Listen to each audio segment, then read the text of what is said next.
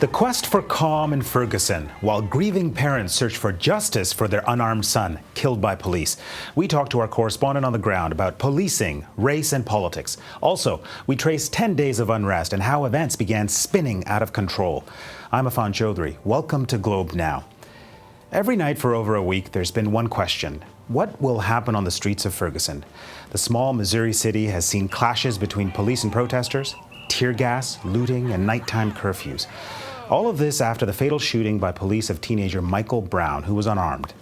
Well, let's talk to the Globe's Joanna Slater, who is on the ground near Ferguson. Welcome, Joanna. Hi, Affan. It was another violent night there. What did you see? Well, what I saw for the majority of the evening was a peaceful protest by hundreds of people with no violence whatsoever. And I saw a crowd that was very calm, despite some unusual restrictions from police who were watching it with a very firm hand. They told people to keep moving, keep walking, or they would be arrested, or if they stepped into the street, they would go to jail. After dark, you saw some confrontations between protesters and police, some bottles thrown. But again, the leadership of the protests did a very good job of bringing people back from the brink of confrontation.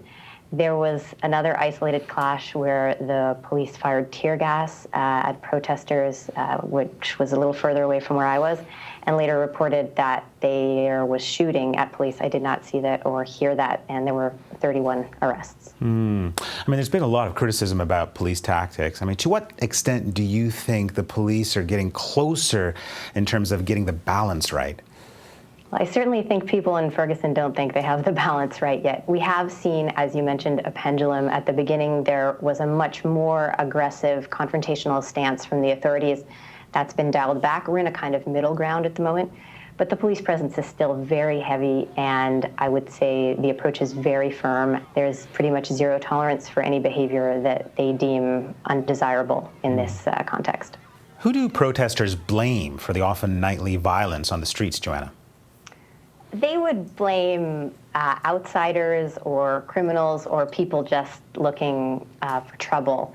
And it's worth pointing out that these, from what I saw last night, these are isolated incidents. It's not a wave of violence.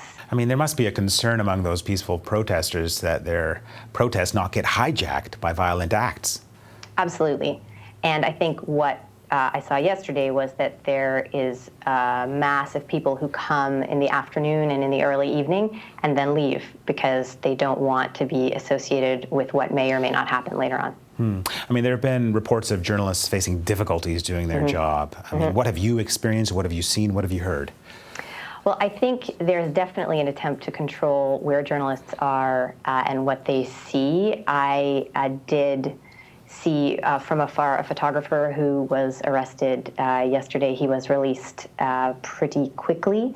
So I think the police have, at the moment, zero tolerance for any behaviors that they deem undesirable, and that could be something as simple as walking in the street and not moving as quickly as they ask you to. And I think the bigger question is, what is it going to take to calm tensions in Ferguson? That's, of course, the big question. Almost all of the people that I spoke to yesterday said that they intend to continue protesting until the police officer involved is charged with a crime. If the police officer is not charged with a crime or if he's somehow exonerated by the investigations going on, I think things here will get worse. Interesting. Joanna, thank you so much. Thank you. Well, we want to hear from you. What do you think it will take to bring calm to the streets of Ferguson? Tweet us at Globe Now. So there have been vigils, peaceful protests, curfews, and clashes. And often, events have been so fluid that it's sometimes hard to keep track. Well, here is a look back at the images and sounds as Ferguson reacted to the killing of Michael Brown on August the 9th. You killed his dream. I say you because you're part of that man that did it.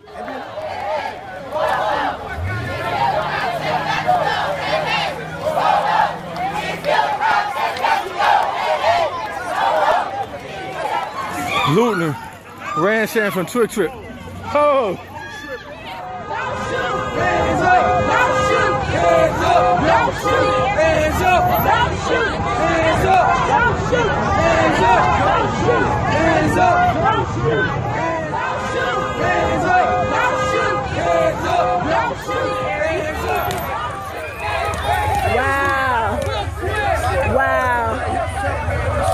See?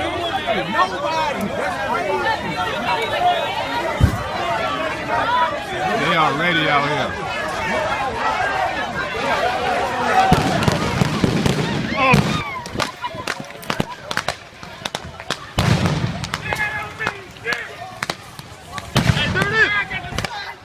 Now's the time for healing.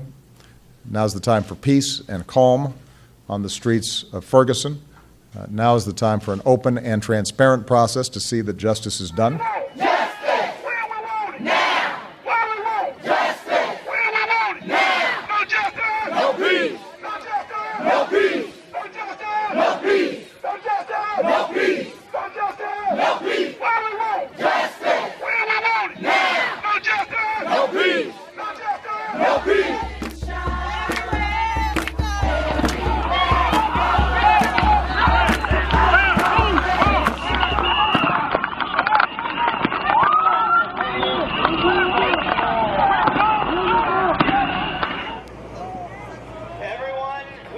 Credentialed media needs to disperse immediately, or you will be subject to arrest.